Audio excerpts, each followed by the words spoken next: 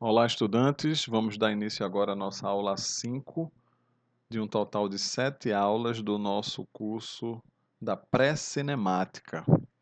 Nesta aula, nós iremos estudar a grandeza escalar e a grandeza vetorial. Vamos entender como é que nós vamos fazer a diferença entre as duas e vamos avaliar como é que eu escolho, dentro dos problemas, interpretá-lo por análise escalar ou por análise vetorial. Veja que ao longo do nosso curso nós já avançamos bastante e estamos agora na aula 5, cujo título é O que é uma grandeza física vetorial? Então vamos lá, sem perder tempo, começando agora. Veja só. Qual a diferença que há entre grandezas escalares e grandezas vetoriais? Vamos fazer uma pergunta bem simples. Quando vocês estão analisando qualquer situação, uma conversa entre amigos, um problema de física, se para você entender aquela situação que está lá descrita, quando você ouve a informação apenas do valor numérico a ser informado e você já entende tudo, com certeza aí é uma grandeza escalar. Ou melhor, com certeza você pode interpretar esta situação de forma escalar. Não necessariamente a grandeza é escalar. Você pode interpretá-la como sendo um escalar.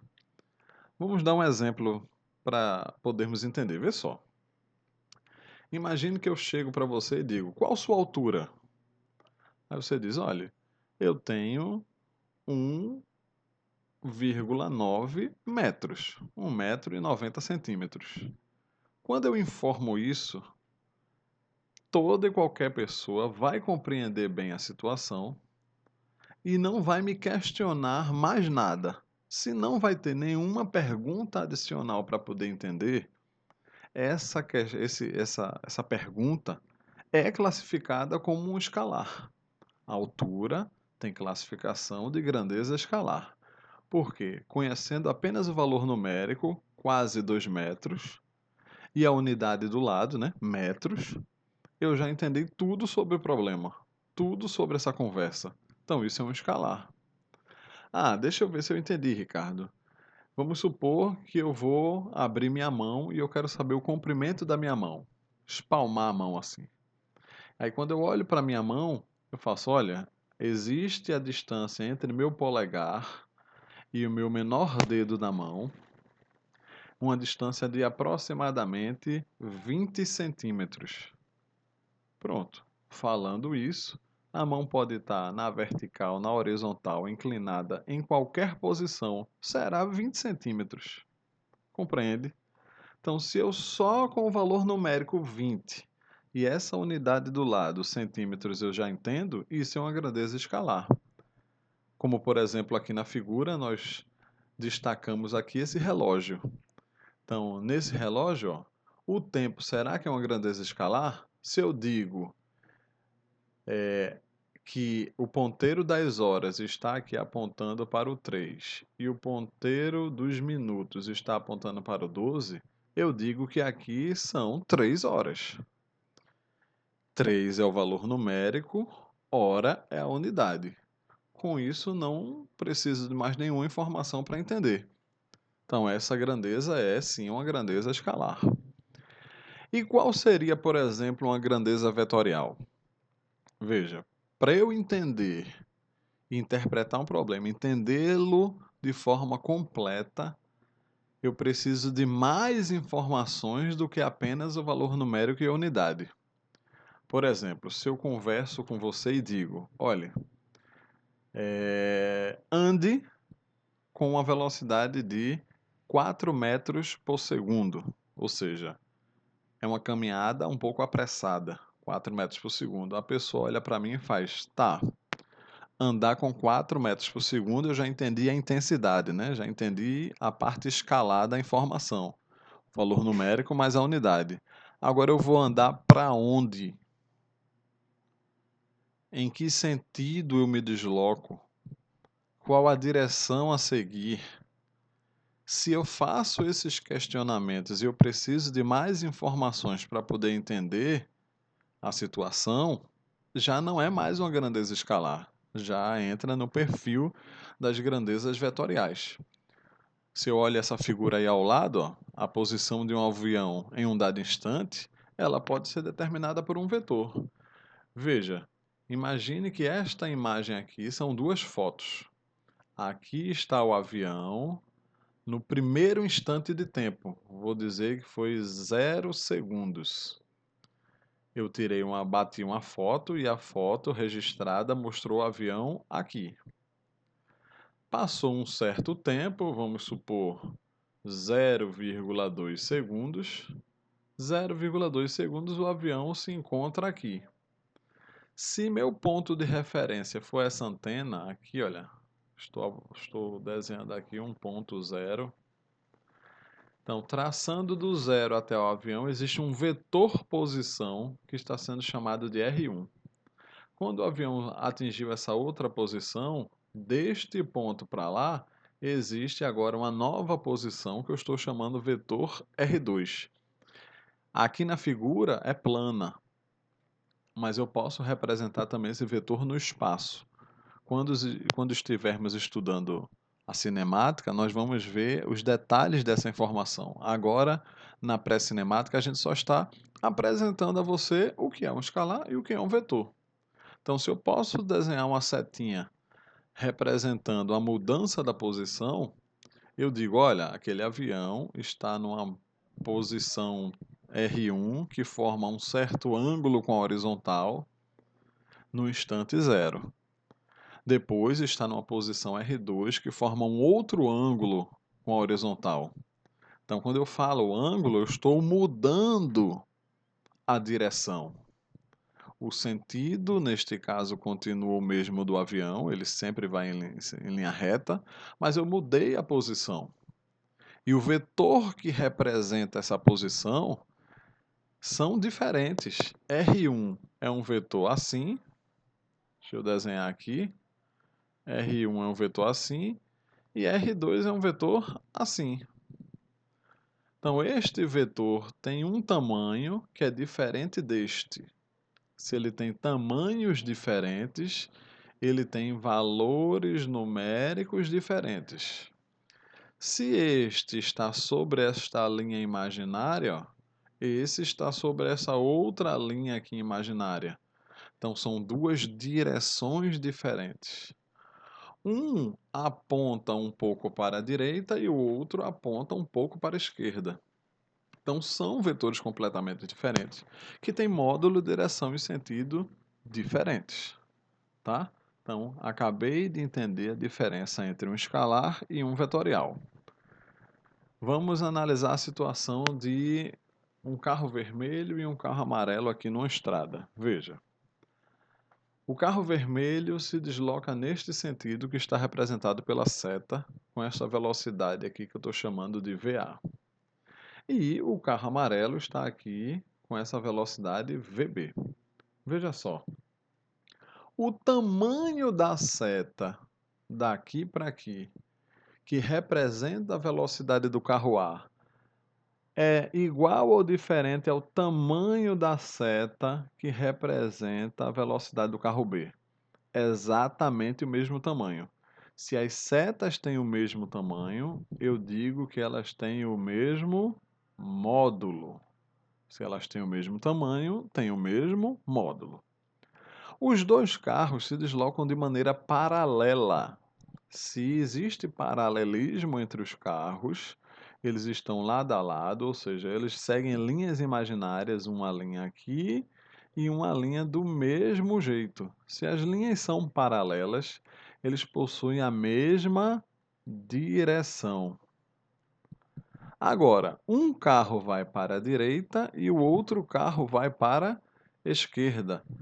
Se um vai para um lado e o outro vai para o outro, eles têm sentidos opostos, sentidos diferentes. Então, o resumo dessa imagem é: A velocidade neste momento está sendo representada por uma grandeza vetorial. A velocidade de A é um vetor. A velocidade de B também é um vetor que tem módulo, direção e sentidos particulares. O módulo de A é igual ao módulo de B. Ok. A direção de A é igual à direção de B. Porém, são sentidos opostos, sentidos contrários. Logo, o carro A não é representado pelo mesmo vetor do carro B. Das três informações, duas são iguais. Mesmo módulo e mesma direção. Mas o sentido não é igual, porque um vai para um lado e outro para o outro. Se só uma informação não bate, não coincide, já se caracteriza vetores diferentes. Então, o carro A é um vetor, é representado a velocidade de A por um vetor, e a velocidade de B é representada por outro vetor, diferente do vetor A. Entendido isso, vamos fazer alguns problemas. Problemas sempre inicialmente simples, para a gente entender como é que funciona essa interpretação. Então, veja lá. Um carro se move da posição A para a posição B, indicada na figura.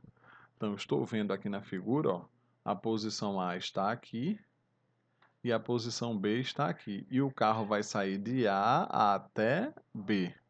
Ele vem numa linha reta, não é nessa curva, não. Esta linha reta tem uma certa orientação, que ela é paralela a esse eixo Y e é perpendicular ao eixo X. Então, vamos lá. Define-se deslocamento, esse vetor D aqui, ó, o deslocamento do carro, como sendo um vetor que tem origem na posição inicial e extremidade na posição final. Então, vê só. Vou traçar o vetor que vai pegar de A até B. Então, vamos traçar aqui, olha. Vamos lá, cadê? De A.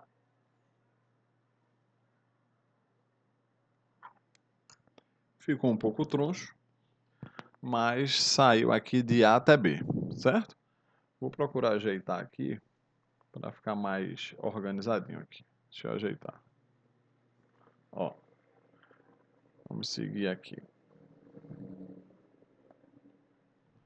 De A até, B, numa linha reta. Este é o vetor que sai de A até B. Este aqui é o vetor, certo? Pronto. Pergunta 1. O deslocamento D tem orientação, desculpa, mais bem representado por qual segmento de reta aqui das alternativas? Qual é o segmento de reta que está bem próximo a essa nossa figura? Letra E. Veja como é simples. Tracei e aquela seta que tem esta configuração é o meu vetor, que representa aqui o vetor deslocamento. Tranquilo. Questão 2. O deslocamento vetorial D entre as posições A e B tem a mesma direção e mesmo sentido do eixo Y? Lembra como é que estava lá o eixo Y? O eixo Y estava aqui apontando para cima e o eixo X estava aqui apontando para cá. O meu vetor de deslocamento é uma seta aqui para baixo, ó. A seta para baixo. Se a gente lembrar o que a gente desenhou lá nos carros, um é num sentido, o outro é em outro sentido. Porém, eles são paralelos, logo têm mesma direção. E aqui apontam em sentidos contrários. Então vamos lá. Letra A.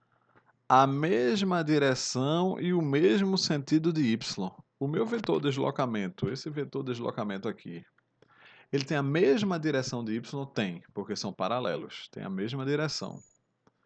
Porém, tem sentidos contrários, não o mesmo sentido. Letra B. A mesma orientação do eixo y? Não. Letra C. Sentido perpendicular ao do eixo X. Ele é perpendicular, ok. Mas isso é uma direção perpendicular, não é um sentido perpendicular. Então não posso usar o nome sentido. Letra D. Tem a mesma direção e o sentido oposto ao do eixo Y. É isso aqui, ó. Mesma direção, porque são paralelos, e sentido oposto. Um é para baixo e o outro é para cima. Ficamos com uma alternativa correta, a letra D. Só para finalizar, a letra E, direção perpendicular e mesmo sentido que X. Não. É perpendicular, mas a gente não tem mesma direção nem mesmo sentido com X. Tranquilo? Entenderam bem como analisar? Eu traço uma linha imaginária e vejo a direção. Não confundir direção com sentido. Vamos retomar a letra C. Olha o que ele diz, ó, o sentido perpendicular ao eixo X. Quando eu olho se é paralelo, ou se é perpendicular, ou se é oblíquo, se é inclinado, eu não falo de sentido. Esta relação é uma relação de direção. Direção paralela, direção perpendicular, direção oblíqua, oblíqua crescente, oblíqua decrescente. Essas referências são direções. Não posso usar o nome sentido. Quando a gente está no dia a dia, a gente troca essa linguagem. Por exemplo, você conversa com um colega e diz: eu estou indo naquela direção. Opa, o correto era dizer: eu estou indo naquele sentido. Quando você aponta, se você aponta, você fala de sentido e não de direção. Vamos para o nosso último problema de hoje. Entre as grandezas indicadas abaixo, assinale aquelas que são vetoriais. Vamos lá. Massa é escalar ou é vetorial? Quando eu digo eu tenho uma massa que está sendo medida por uma balança, vamos arredondar, vamos supor aqui um valor de 50 quilogramas. Só com o valor numérico e com a unidade do lado eu já entendi. Então é um escalar. Então vou colocar aqui, ó, é de escalar. Tempo. Tempo é algo bem complexo, mas nós vamos interpretar inicialmente que tempo é uma grandeza escalar também, tá? Porque tempo não é nem escalar, nem vetorial, mas nessa situação aqui podemos interpretá-lo como sendo um escalar.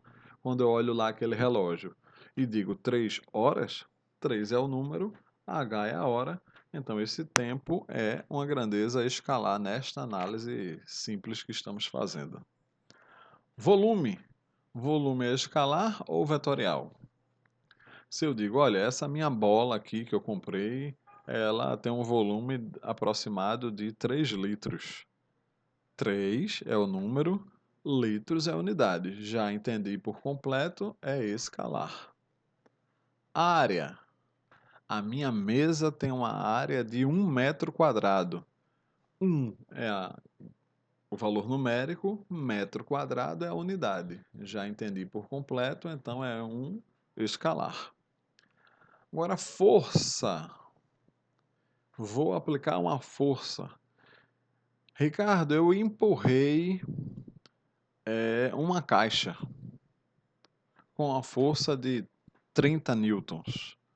Aí eu faço, sim, empurrou a caixa com a força de 30 newtons. 30 é o valor numérico, newtons é a unidade. Empurrou como? Vertical, horizontal, subindo uma rampa? Empurrou para onde? Como é isso? A pessoa diz: ah, não, eu empurrei na horizontal a caixa. Sim, você estava dentro da sala e queria sair, estava fora da sala e queria entrar. Qual o sentido na horizontal que você vai traçar? Ah, eu estava com a caixa dentro da sala e empurrei sentido para a porta. Ah, agora eu entendi. Existe uma força, existe uma direção, existe um sentido para eu entender completamente. Então, força é uma grandeza vetorial. E esse escalar e esse deslocamento aqui, que já fizemos no problema anterior, também sabemos que é vetorial. Logo, a alternativa correta é a letra C.